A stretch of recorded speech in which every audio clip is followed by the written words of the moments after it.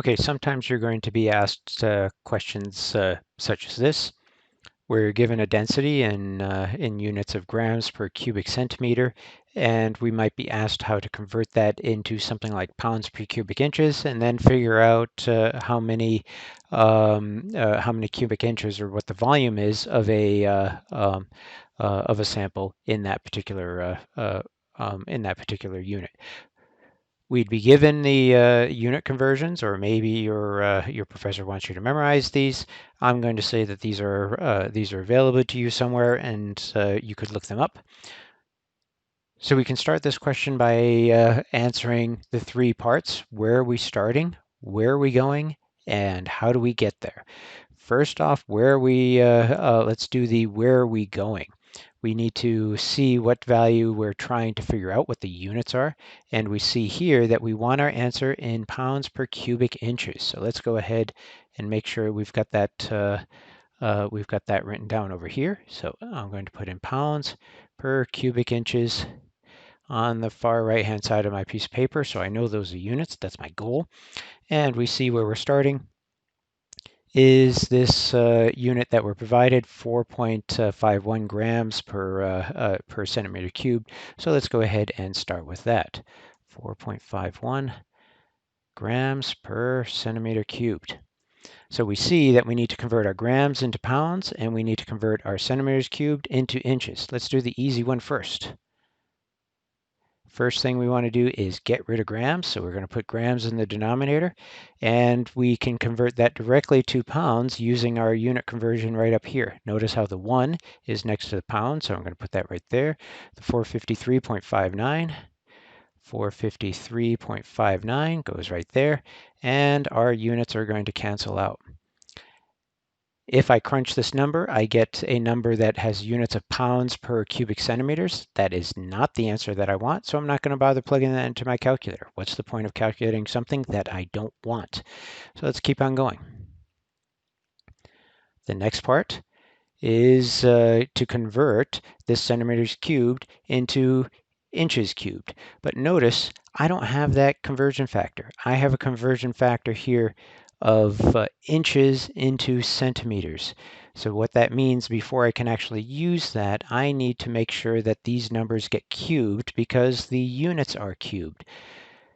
Centimeters cubed is in the denominator, so it would have to go in the top in the numerator right here. And then inches cubed would go in the denominator like so. 1 is in the denominator, and that would need to be cubed. I can handle that one pretty easily.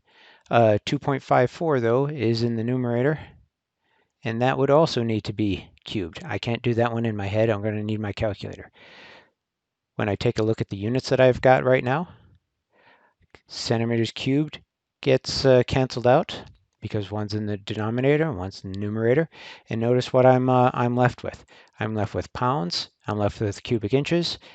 Excellent. That's what I want. So I can go ahead and crunch these numbers. Use the right color here.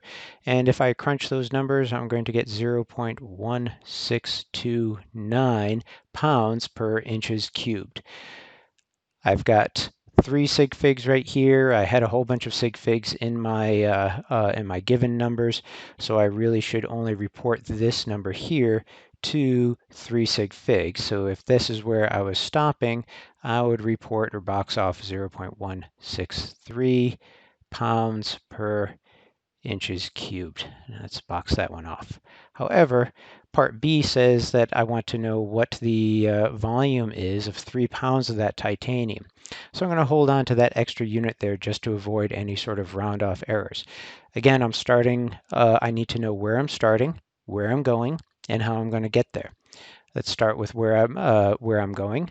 I want to know what its volume is, so I will go put on my far right hand side of the paper the volume in inches, which would be inches cubed rather, and I'm starting off with 3 pounds. 3 pounds. Now obviously I don't need this much space, but that's just to prove a point. I'm converting from pounds into inches cubed, in which case I can use this density conversion factor that I just created. Get rid of pounds down here. That's going to give me inches cubed in the numerator. Go ahead and plug and chug. There's a 0.163 down here. I get 1 inch up here. Pounds gets canceled out. And when I crunch that number, I get 18.42. Now I'm going to assume that when they said 3, they actually meant 3.00 in a well-constructed problem. They would actually give you the correct sig figs here. So I am going to round this off to 18.4 inches cubed, box that off as my answer. And there is your teardown for how to do density calculations and unit conversions in densities.